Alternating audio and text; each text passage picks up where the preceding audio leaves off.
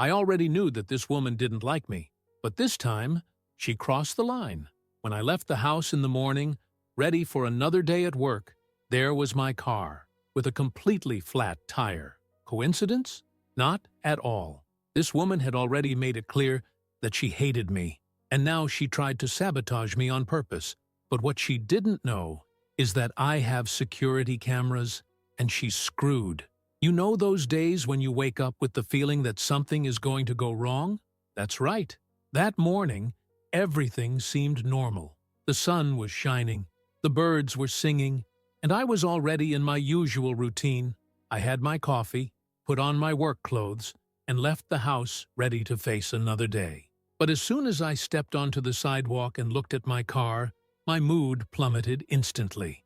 My tire was completely flat. And it wasn't just a little flat, like when the temperature drops or something. No. The tire was glued to the asphalt, the way it is when something very wrong has happened. The whole car was tilted, crooked, looking like it had been hit invisibly during the night. For a moment, I just stood there, staring at it, with the blank expression of someone still processing their misfortune first thing in the morning. My brain tried to find some logical explanation. Maybe it was an accidental puncture, a nail lost in the street, some kind of bad luck. But the more I looked, the less it made sense. The night before, the car was perfect. I hadn't hit any giant potholes. I hadn't felt anything strange while driving. And if it had been a nail or a screw, the tire would have deflated little by little, not in that sudden, brutal way. That's when a thought crossed my mind. This wasn't an accident, and I already knew exactly who could have done it.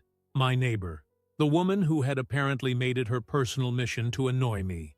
Ever since she moved in next door, all she did was complain about me. If I parked my car too close to her sidewalk, she would come out of the house just to stare at me, as if I had committed some crime against humanity. If I washed the car at the weekend, she would mutter something about wasting water. If I came home late, the next day she would make some comment as if my existence was a permanent nuisance to her. And now I was looking at a completely flat tire and a clock that said I was already late for work. I took a deep breath, trying not to explode with rage immediately.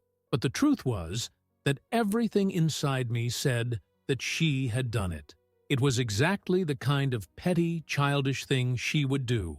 A pathetic attempt to sabotage me for a reason that probably only made sense in her head.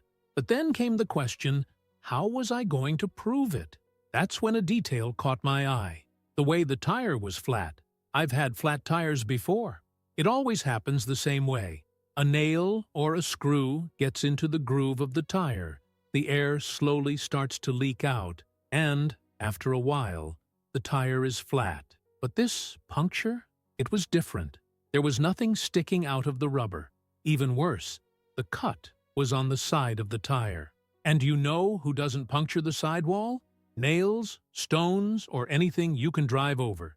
Do you know who can make a perfect cut in the side of a tire? A knife. My patience, which was already short, ran out there.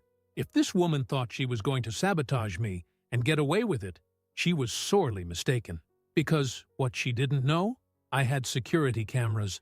I was still standing there, staring at my destroyed tire, trying to stay calm. But the more I thought about what had happened, the more my anger grew. Because now it was no longer a question of suspicion. The gash in the side of the tire made it clear that it hadn't been an accident.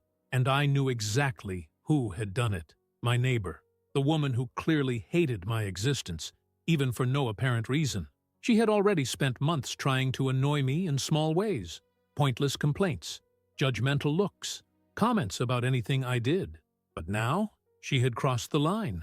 Puncturing my car tire was no longer just a silly implication. It was sabotage.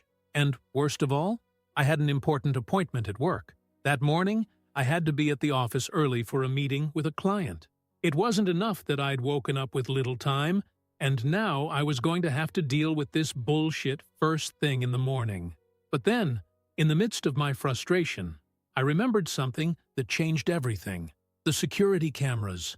Yes, I had installed cameras in front of my house a few months ago because I'd already had problems with people going through my garbage, and some delivery packages had disappeared from my yard.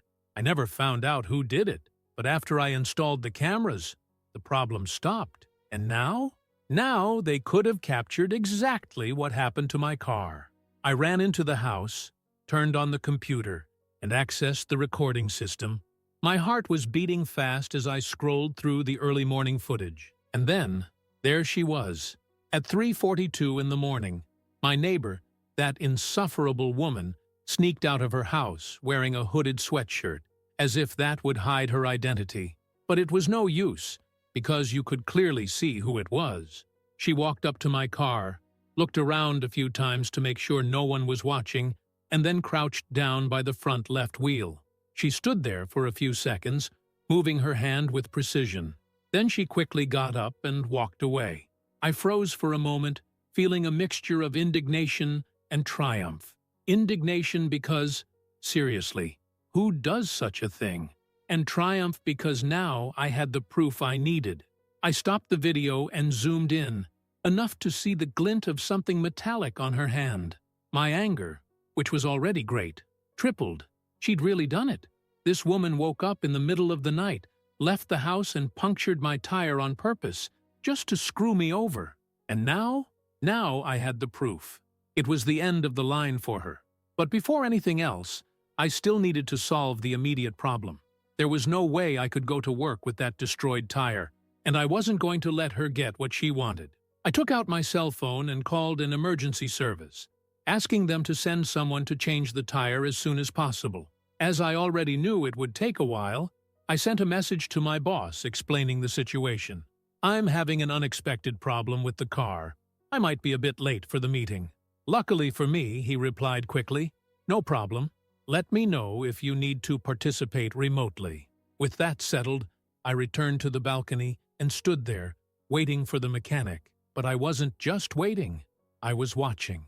I knew she was inside her house, probably peeking through the window to see my reaction, and I wanted to see how long it would take for her to realize that her prank had gone wrong. Did she want me to be late for work? Fine. But now, she was going to lose the day.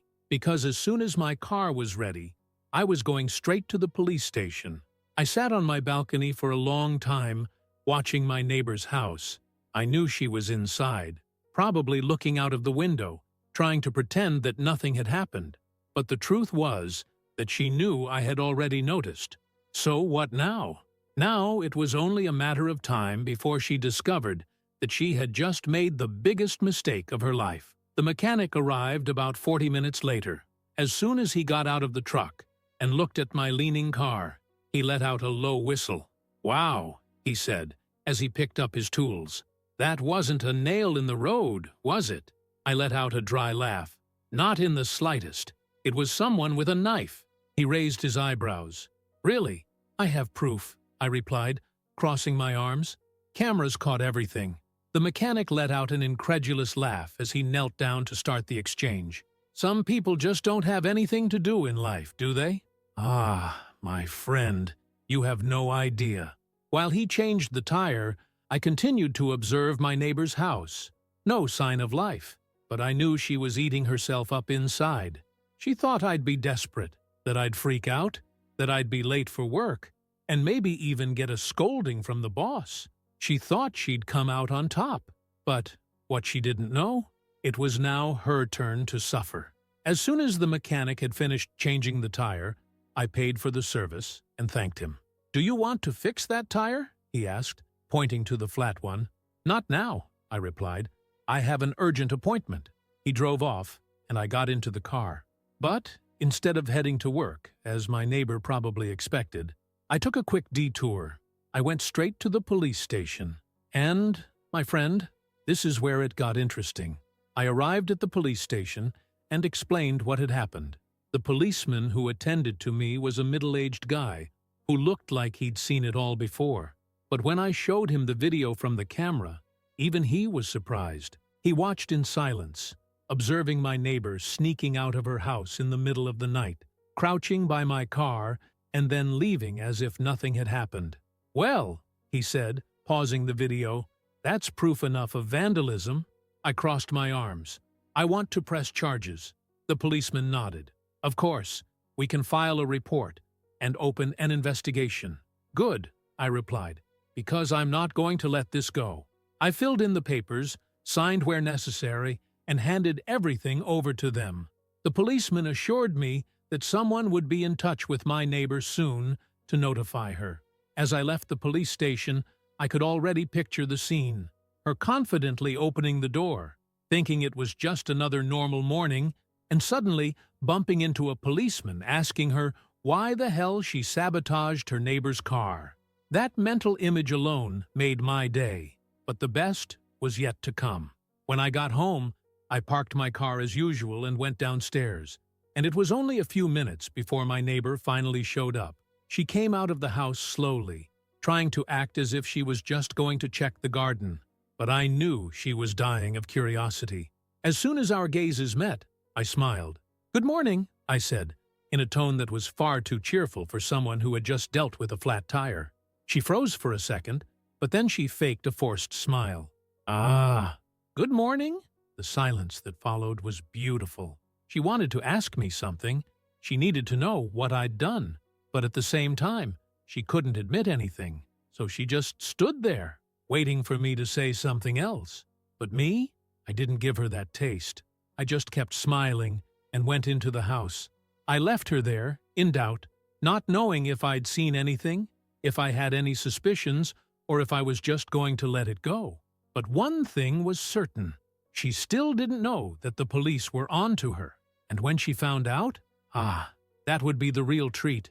After our little encounter in the backyard, where I left my neighbor in doubt, without saying a word about what I knew, I could already feel the tension building in the air. This woman was afraid, and rightly so. But the best part? She still didn't know what lay ahead. I stayed at home for a few hours, waiting patiently, until the moment I'd been waiting for happened. A car pulled up in front of her house. I almost laughed. The scene was beautiful. The police car parked right in front of her house, the lights discreetly flashing, and the neighborhood starting to peek in through the windows and balconies. I stood there with my arms crossed, waiting for the curtain to move, because, of course, this woman wasn't going to answer the door without first trying to understand what was going on. And it didn't take a minute for that to happen. I saw her figure passing by the living room window, then the entrance, and then the doorknob began to turn slowly. She opened the door like someone who knows she's made a mistake. Slowly, hesitantly, her body half hidden behind the wood, as if she was hoping it wasn't all for her. But it was, and she knew it. The policeman I'd met at the police station got out of his car and knocked on her door, and I swear, I've never seen this woman open a door so slowly in my life. She stood there, motionless for a few seconds, and I could see from here that she was already terrified. I couldn't hear the conversation, but the body language was a sight to behold. The policeman speaking calmly, explaining the situation. She was gesticulating, trying to argue. The policeman crossing his arms. She started to sweat. And then, the glorious moment. The policeman handed her a piece of paper. My neighbor took the document and started reading. And that's when desperation really hit. She looked at the policeman, then at the document, then at the ground, then at the sky, as if she was looking for a magical solution to get out of her predicament. But there was no way out. She was officially being investigated for vandalism and intentional damage to private property. Ah, how nice to see justice happening live. After a few minutes, the policeman said goodbye and went back to his car, while my neighbor stood paralyzed in the doorway, holding that piece of paper as if it were a bomb about to explode. And then, right at that moment, I made a point of leaving the house, just to make sure our eyes met. And, my friend, the look on her face was priceless. She knew. She knew I'd done it. She knew that I had seen the video, that I had gone to the police, that I had put an end to her little game. And now she was screwed. I tried to hold back a smile as I walked through the yard, pretending I was just going to the car to get something. She, on the other hand, ran into the house faster than a cat running away from a dog. And from that day on, my neighbor never bothered me again.